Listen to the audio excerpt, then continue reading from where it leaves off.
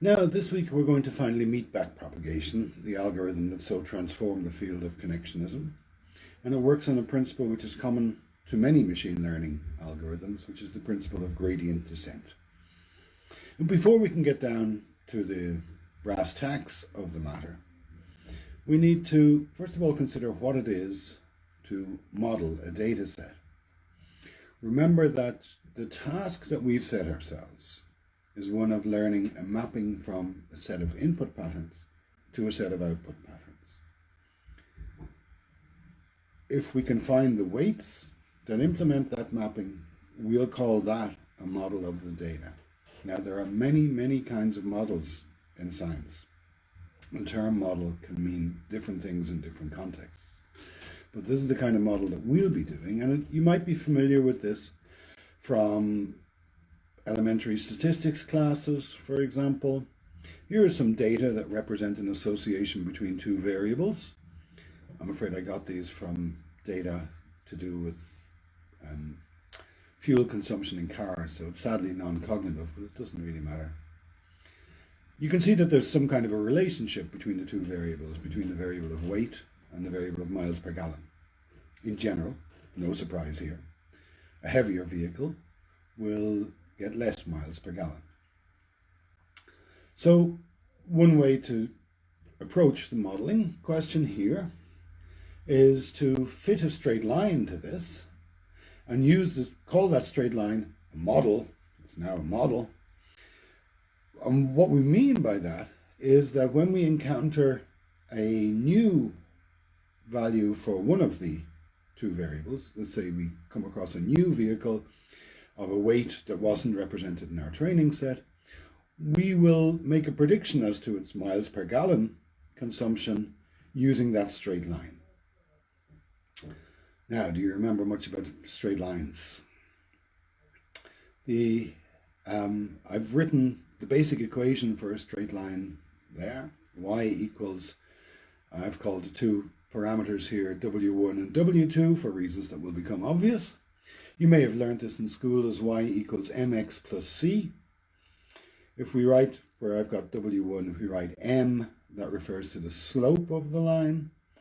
And if we write c, where I've got W0, that refers to the point at which the line crosses the y-axis, or the y-intercept.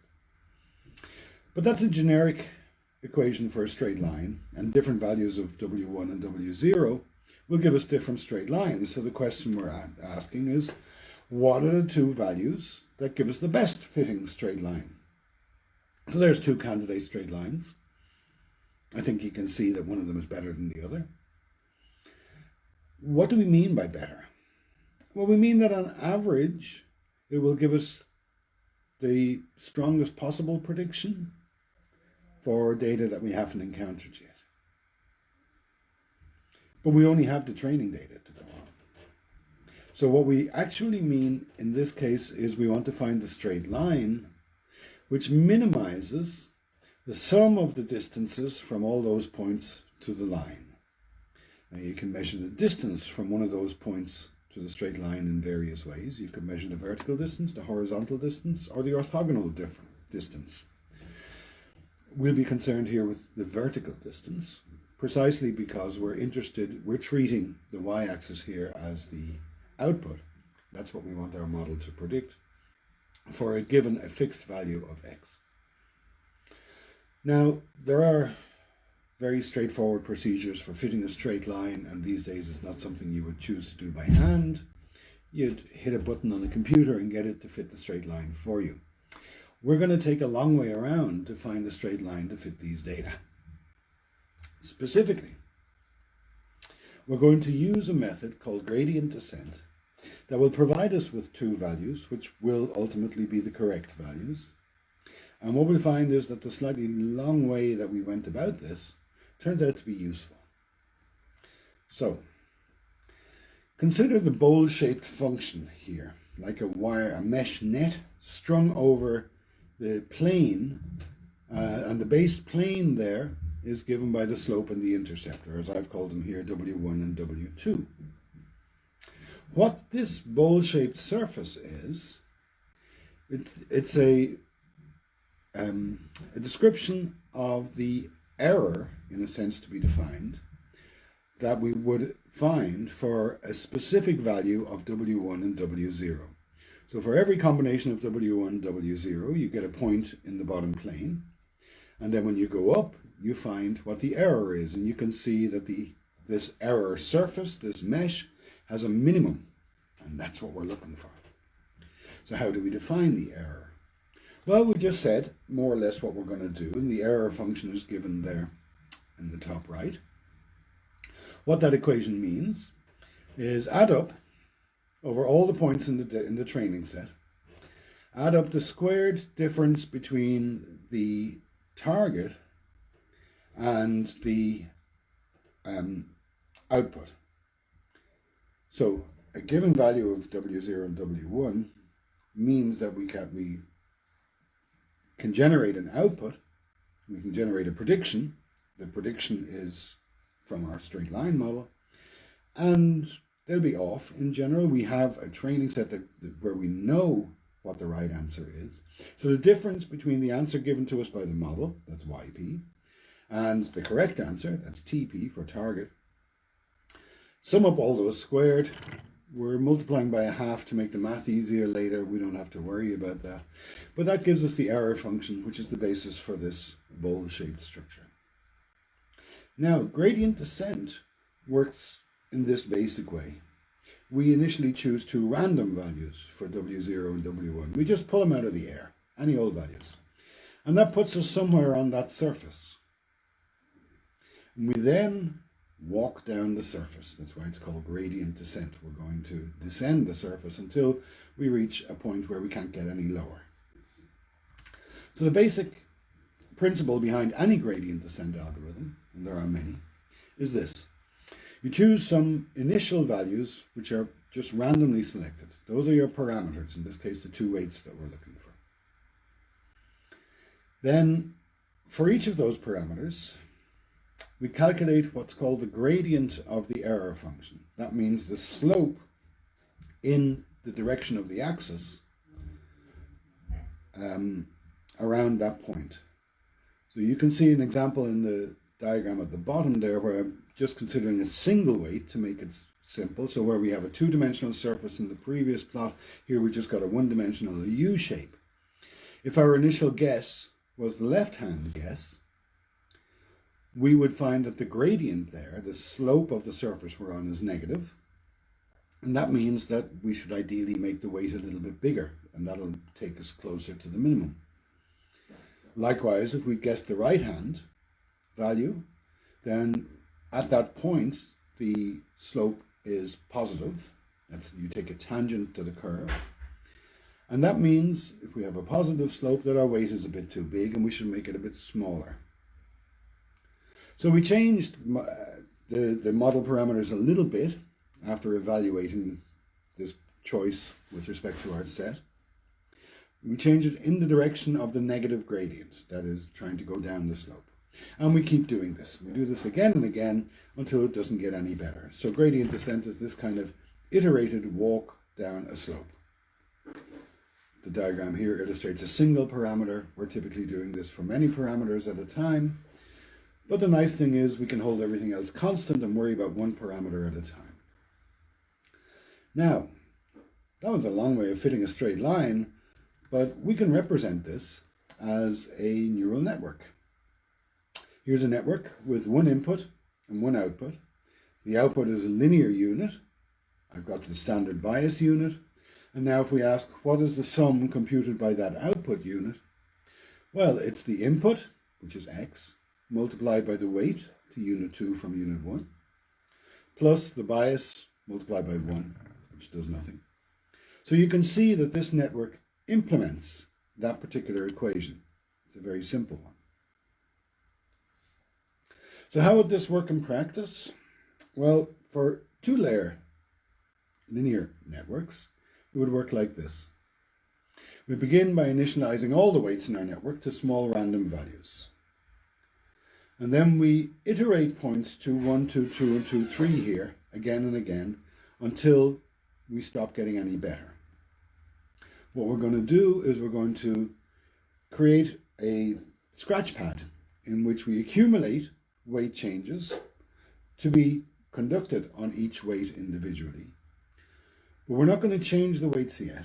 What we're going to do is we're going to step through all our input patterns, through the whole set of them. For each input pattern, we present the input, calculate the output, and then figure out how much this error, the error generated for this pattern at a specific unit, would suggest that we should change a weight. So we're going to do that gradient thing. Should the weight be a little bit bigger or a little bit smaller?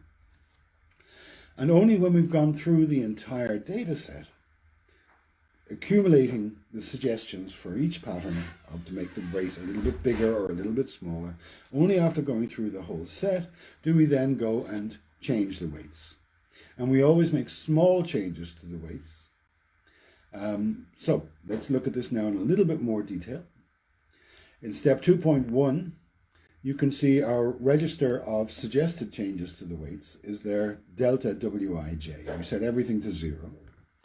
Then for each data point, xt, that means a pattern, an input pattern x, and a target pattern t.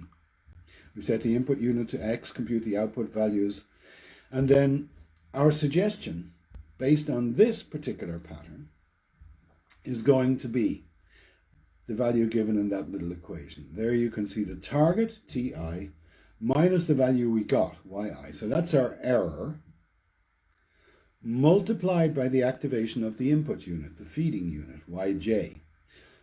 If we had an input of 0 at one of the units, it's not contributing to any error. And so we don't only look at the error, we look at the contribution, the blame, as it were, for each individual input unit. And that's our suggestion for how to change the weights based on one pattern, where we go through all the patterns, taking note of such suggestions. And then at the end of what we call one epoch, we actually make small changes to the weights, and the parameter mu there is the learning rate that we've met before. That's a small value, usually about 0.01 or 0.001. So we only actually make a change which is a tiny proportion of the amount that we calculated in step 2.2. That's the basic gradient descent algorithm. That learning rate, mu, determines how big a step we take. So if we set it very small, we're going to take teeny tiny steps, but it's going to take forever to get down. You can see there that if we, in the example shown in the slide, if we take steps that are too big, that's also not good. We may overstep the minimum and things could get worse. We would notice that fairly quickly because with subsequent training, the performance of the network would get worse. Those are not the only pitfalls in gradient descent.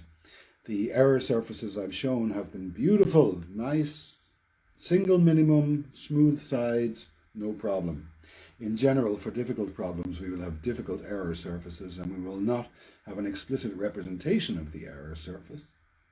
But the algorithm will still work, hopefully. Why did we do, well, we're in a neural network course, so that's why we really chose to do linear regression in this slightly peculiar way, when there are other ways of moving directly to the best fitting model. But based on the little bit we have here, you can already see that nothing we said was specific to the case of fitting a straight line. We could have had multiple inputs. We only had one input, x. We could have had multiple inputs, and the same procedure would have worked just as well. And so as well as doing simple linear regression, we're now capable of doing multiple regression. And we could have had multiple targets as well. We could have been predicting more than miles per gallon. We could have been predicting as many other variables as we like. The reason that this generalizes immediately is that each weight is specific to a given input and a given output. It connects just two units. So the weights that are generating the output at the first output unit are entirely separate from the weights that are generating the output at the second one. So we've solved a simple problem in a slightly difficult way, but we've ended up with a general approach to solving problems that's more powerful than simply fitting straight lines. And that'll be very important as we move towards backprop.